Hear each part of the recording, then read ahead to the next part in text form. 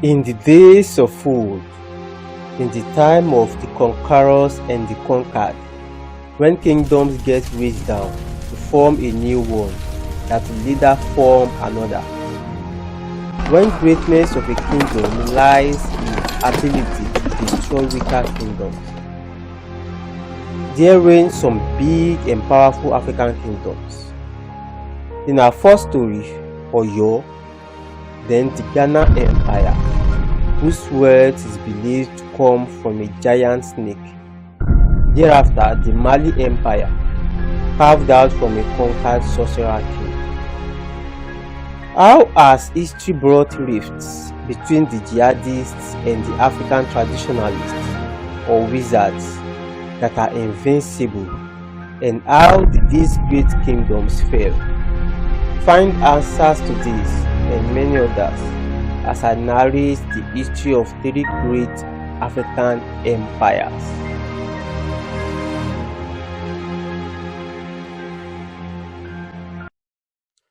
Now visiting the history of Oyo to the southeast of Mali, one of the largest and powerful Yoruba kingdoms to ever exist. Historians estimated that it started around the 1300s. Ile-Ife is the place where most Yoruba kingdoms is said to have come from, and its founder, Oduduwa, was the first king.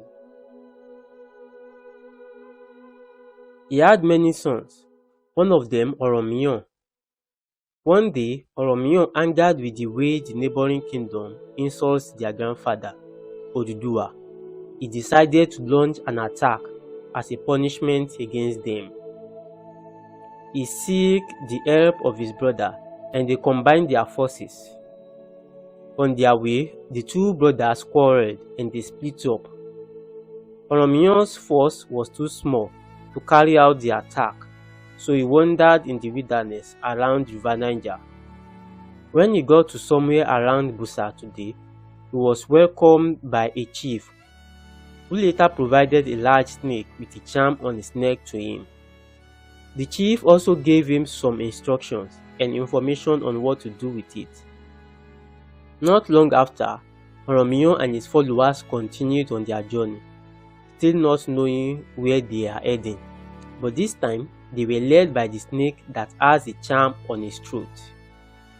They followed this big snake through the thick forest for some months.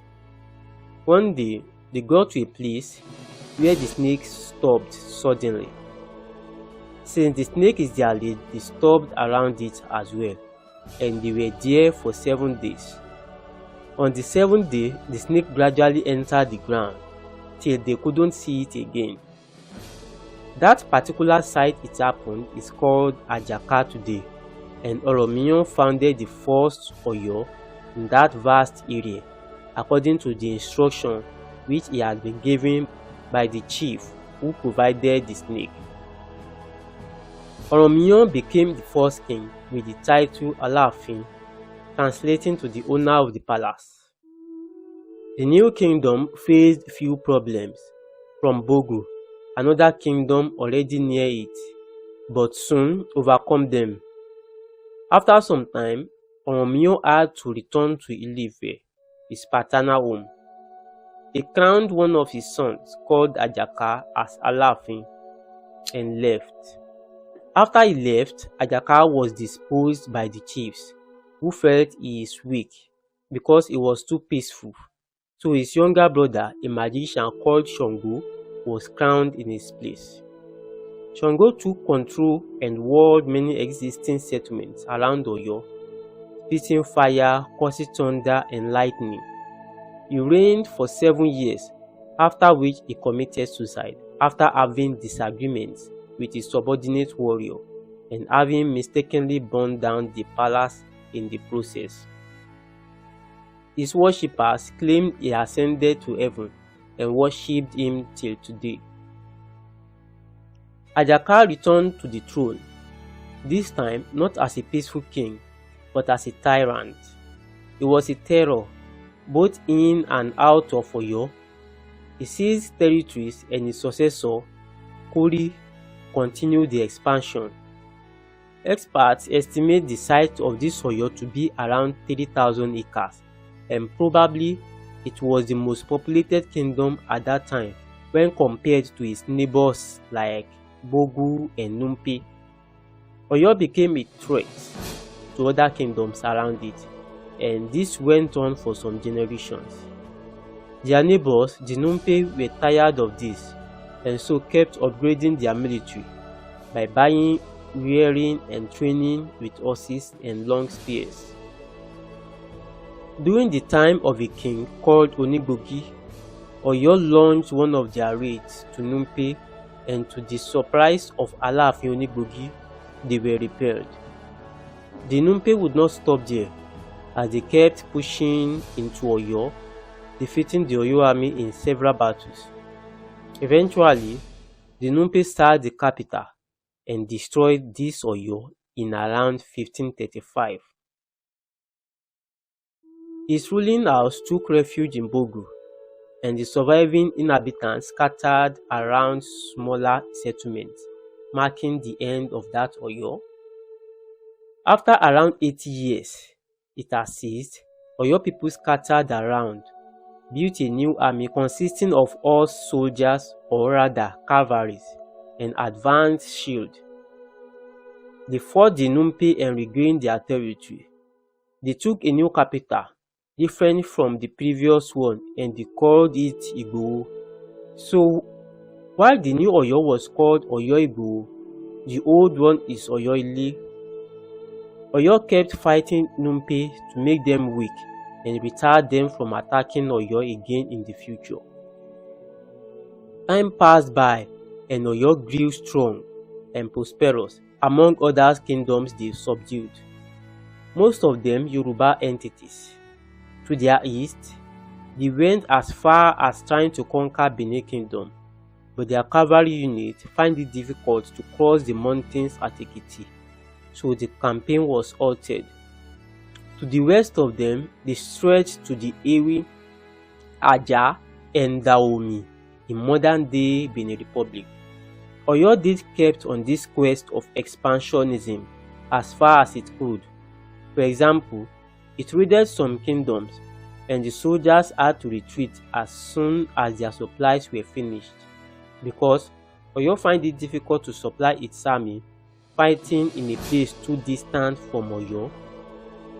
Oyo also achieved some military feats by helping or making use of armies from the territories they had conquered. For example, they defeated an Ashanti army by supporting the soldiers of Akiem and Daomi, who were being invaded. In 1784, they also did the naval blockade of Badagry with forces gathered from Daomi, Lagos, and Oyo. They didn't really rule over most of the kingdoms they conquered. Most times they assigned Ajele, like a district officer, to some and collect tributes, while they collect tributes only in other places. Oyo produced so many powerful people who were feared for their magic. One of them, Ga, a military leader, was so powerful that he successfully installed and dethroned several Oyo kings or Alaafin. Starting with Alaafin Labisi. Labisi was nominated as king. His supporters were executed and he was not allowed into the palace. He committed suicide because of that. That was 17 days after its nomination. He installed Ojuboye as king with the condition that he prostrates to him every morning. Kings don't prostrate to anyone in Yoruba land, but Ojuboye agreed, and after 130 days, he stopped doing that, and Ga killed him. After this, he installed Agboluaje. During his reign as Alaafin, Agboluaje celebrated a festival. At the festival, one of the invited kings dressed better than him and changed his clothes several times. Ga was angered that how can an invited guest dress better than the Alaafin? So he declared war on the invited king. Agboluaje won the invited king of the war, and the invited king escaped to Numpe. After Ga found out what Agboluwaje had done, Agboluwaje committed suicide to avert his punishment. After this was Majogbe. One day, Majogbe's son had a street fight in Ga's neighborhood, so Ga decided that Majogbe himself pays with his life. After him was Abiodun. Abiodun did everything to please Ga. He even married his only daughter to Ga with the hope that he wouldn't attack his father-in-law.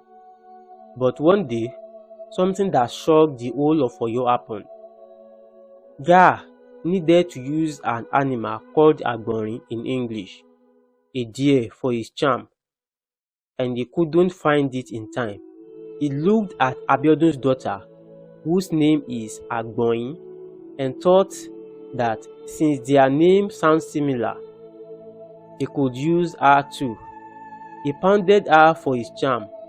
When Abiodun heard of this, he was broken, so he secretly asked for help from several warlords and kings, including Are Ona Kakanfo Oyabi, who was the warlord of all Yoruba land. Oyo people were also boiling with anger with Ga's deed. With all this help, Abiodun destroyed Ga's house and his families, while Ga himself was captured and put to death. Alaafin Abiodun couldn't stop there. He went ahead and destroyed all the properties of other great warriors that had something to do with Ga in order to prevent coup or sabotage of the office of the Alaafin again.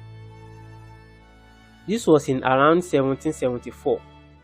Ga was gone, but it has some after effects. The effect is that Oyo had weakened its military by attacking other war houses too. The act would also cause disobedience and betrayal to the throne in the future. This small civil war would be a foundation for the fall of Oyo that would gradually happen over the next 60 years. Firstly, after the incident, Abiodun lost two wars, one to Bogu and the other to Numpe, as both kingdoms liberated themselves from the tributary paying states of Oyo. That was around 1789. Abiodun was eventually killed in a coup by Awole, who became the king. During Awole's reign, there was another growing powerful warlord called Afonja. Awole saw him as a threat due to what Ga had done in his family's history, so he sent Afonja to live in Ilorin. That was not enough because he wanted to see Afonja dead, so he also sent him on impossible wars. When Afonja realized this, he told Awole to commit suicide or face the destruction of his family. Awole committed suicide at the end. The effect of this second warlord-king fight is that after the demise of Awole, it was impossible to find a successor to the throne, as kingmakers clashed over different candidates. Oyo remained without clear king for like 6 years, and eventually, when they got a king, Afonja turned his back and Ilorin on Oyo. Afonja controls most of Oyo's cavalry, and they remained with him in Ilorin. Bogu and Numpe used to be the route of Oyo's horse supply, but since they freed themselves from Oyo under Abiodun, they had blocked Oyo's steady supply of horses from the north, thereby reducing the strength of Oyo's cavalry. Many tribute-paying states started revolting and freed themselves. For example, Dahomey under King Gezo and Egba under Lishabi. After a while in Ilorin, Afonja had gotten issues with Alimi, his Fulani friend, in Ilorin, and he was killed, while Alimi took control of Ilorin from him. Alimi wanted to expand Islam to other states, so he launched a series of wars against kingdoms like Numpe, Bogu, and Oyo was not spared either. Oyo army, with almost no cavalry fighters, crumbled in the face of the jihadist horses and long spears. During the war, Oyo king called Oluewu formed alliance with Bogu kings to repel Fulani's attack and recaptured Ilorin. The alliance was betrayed by Oyo generals. Oyo generals and the soldiers they commanded deserted. The king's army and Bogu army went on with the war, where 5 of the 6 Bariba kings died. Oluewu himself and his prince were killed in the war. The war of that particular alliance was called Eleduwe War, and after they lost the war, Oyo fell. That is in 1835, ending the Second Oyo. Oyo inhabitants remained scattered for few years. They moved southward, far away from Ilorin, to settle in the current site today under the new king called Atiba. This new Oyo is called Oyo Atiba. So, Oyo got weakened by its own weight and fell at the feet of the Fulani jihadists. Re-established southwards is not really going to save it from its last problem, because the Fulani haven't stopped their advancement. Anyways, the Alaafin was wise as he sought support of experienced fighters from his surroundings to guide his region. One of them, Ibadan, which is more of a military barrack or settlement. In the year 1840, Ibadan army combated the Fulani army in Oshogbo and defeated them, thereby stopping the advancement of the Fulanis southward.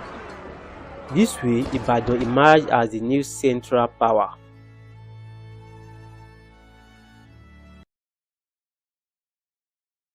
Long time ago, there was a man they called Dinga. According to oral accounts of the Shoninke people, he was a traveler and he traveled somewhere from the east down to their location. On his journeys, he stopped at many locations, having wives and leaving children in those areas. When he got to an area, he had to fight a creature like goblin to achieve power in the area. He killed the goblin and married his daughters. Meanwhile, the goblin-like creature was not the only being in that area.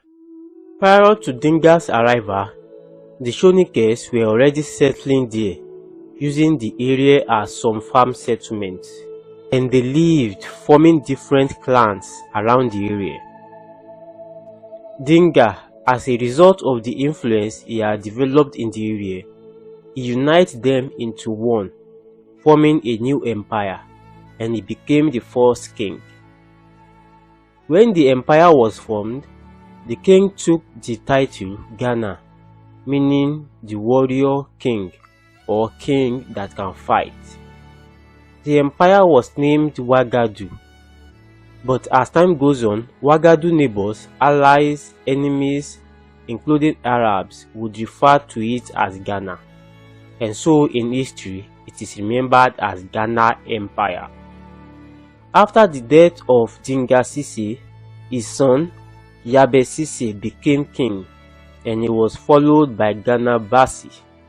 The kingdom flourished under his reign as it traded in salt and gold through the Sahara.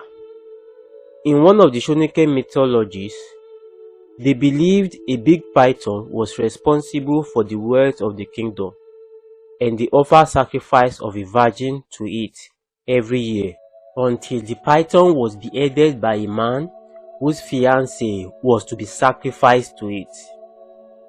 Basi had good relations with the Almoravids, who lived somewhere around its north in modern-day Morocco. They traded with one another. They persuaded him to convert to Islam, but Ghana Basi refused to. This made the Almoravids decide to invade Ghana. Bit by bit, they did and captured the capital, called Kumbisale, in 1076, under another king called Tukamanin, who had also refused to convert to Islam before it was finally captured. Effects of this war on the Ghana Empire were that, firstly, Manin continued to rule, but paid tribute to the Almoravids. Many territories of the empire became independent or divided, thereby making the kingdom smaller. Islam was finally imposed on everyone, and those that couldn't accept the new faith had to leave the kingdom. Manin continued to rule, but merely as a subject of Abu Bakr Umar, who was the Almoravid leader. One day, in the year 1087, Abu Bakr Umar was shot by a poisoned arrow, and it eventually led to his death. After his death, the Almoravids occupying the Ghana Empire were expelled. Despite being freed from the Almoravids, the empire had lost most of its territories. Its population drastically reduced as well, as a result of migration of those that couldn't give up their traditional religion, and finally, it had internal crisis as to who to assume the control of the kingdom.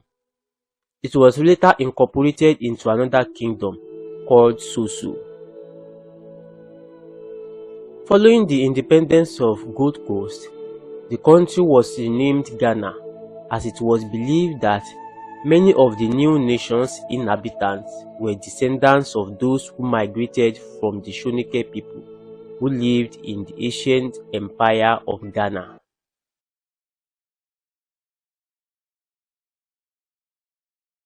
The history of Mali Empire can be explained from stories of two different people who are the villain and the hero. It's 1118, and the remnants of the Ghana Empire had been captured by Diarra Kante of the Soso Empire. Soso Empire used to be one of the states under Ghana while the empire functioned. While people said Diarra Kante might not have existed in history of the region, no one denies the existence of his grandson or successor named Soumarou Kante. Soumarou Kante is regarded as the champion of the African traditional religion in that age, and he detests the people who practice Islam.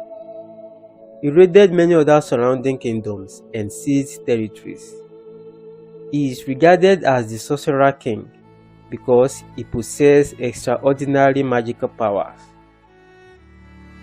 On the other hand of the story is Sundiata Keita. His father is a king with many wives, and his mother a woman with hunchback. She was nicknamed the Buffalo Woman because of her hunchback and ugliness. To add to the problem, Sundiata himself could not walk at his young age, and this made them a subject of ridicule among his father's wives and family. Eventually, Sundiata was able to get to his feet and walk. This did not stop the cruel attitude of his extended family towards him and his mother. Sundiata seems to excel among his peers, and also there had been a prophecy that he will be a great king. After the death of Nare Magan, who was the king, and his father, things became worse as his brother wanted to kill him. When Sogolon, his mother, noticed they are no longer safe, she took Sundiata and his sisters and went into exile. While in exile, they moved from kingdoms to kingdoms during their exile and eventually stopped at Mema. At Mema, Sundiata's courage and tenacity was admired by the king of Mema, and because of this, he was given a senior position among his peers. On the other hand, Soumarou Kante, also regarded as the sorcerer king, had taken his war of expansion to the Mandinkas, which is Sundiata's fatherland. His brother that wanted to kill him had become the king in place of their father, but abandoned the throne when Soumarou Kante invaded their territory. Soumarou, the Soso king, successfully seized the Mandinkan territories and ruled over it. People were not happy with how the events had turned out, and so they sent for Sundiata Keita and begged him to return and help them to liberate their homeland from the Soso king.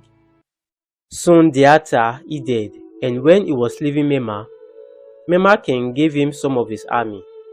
He also gathered more soldiers from the Madinkas and others who were mostly his age group, and they formed a pact as brothers with plans of liberating their homeland from the sorcerer king Soso. One day, at around the year 1235, Sumaru's army and Sundiata's army met at a place called Kolekuru, and the war they have been preparing for ensued. They fought this battle during the day.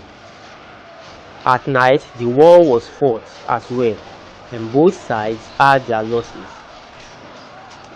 At one point, several brave Sundiata soldiers surrounded Soso king with arrows and swords, shooting arrows at him and hitting him with their swords. To their surprise, none of their metals was able to penetrate the king. They forgot he wasn't just an ordinary king, and the king sliced all of them one after the other. The ones that died, and others sustained serious injuries, and the war went on. In the course of the war, Sundiata found out that the sorcerer king has an abomination, and that is a rooster's paw. A rooster's paw is that finger that grows on roosters that are very old. If the king gets hit by the tip of the rooster's paw, it would have effect on him. Immediately, they sent people to find it, and they used it as the tip of an arrow. It was this arrow that Sundiata shot at Sumaru, the king of Soso, and it wounded him. Seeing that he is now vulnerable, the king fled the battle into the mountain near the area, and he was never seen dead or alive again. Since the warlord is gone, there is little his remaining soldiers can do. Sundiata and his men cleaned up the battlefield and advanced to seize Soso kingdom itself, as well as other kingdoms that Sumaru has been ruling before, including the areas of the previous Ghana Empire. They also went ahead and defeated the allies of King Soso.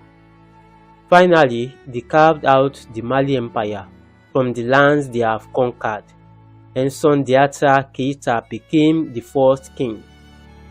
He took the title Mansa, meaning king or emperor in the Madinka language. By the year 1255, an event that shocked the Mali Empire happened. Sundiata the Great died. He drowned while trying to cross the Sankarani River near his capital. He was succeeded by one of his heirs. The wealth of the empire is from gold, and Sundiata built and controlled its trade routes. He also fashioned out his first constitution, although not written down at this time.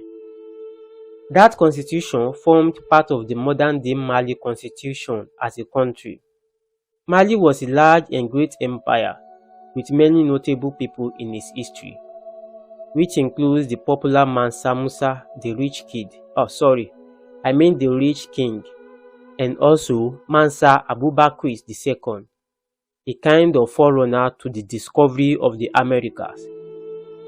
But how did the Mali Empire fail? Yes, it fell. The current country of Mali is only part of it, and it was even seized. Now, let's look at the adversaries of the new empire.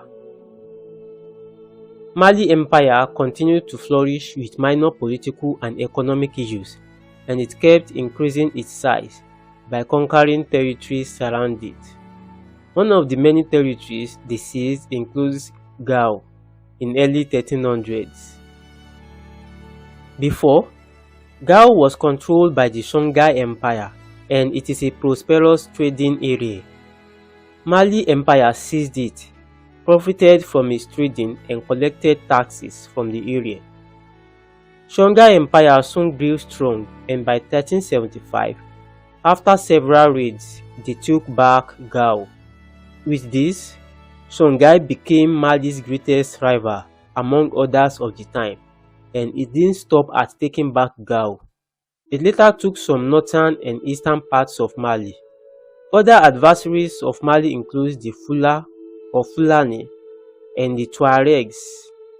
When Mali couldn't stop them, Mali, who had some relationships with the Portuguese at this time, requested for help from the Portuguese, but the Portuguese don't want to interfere in the matters.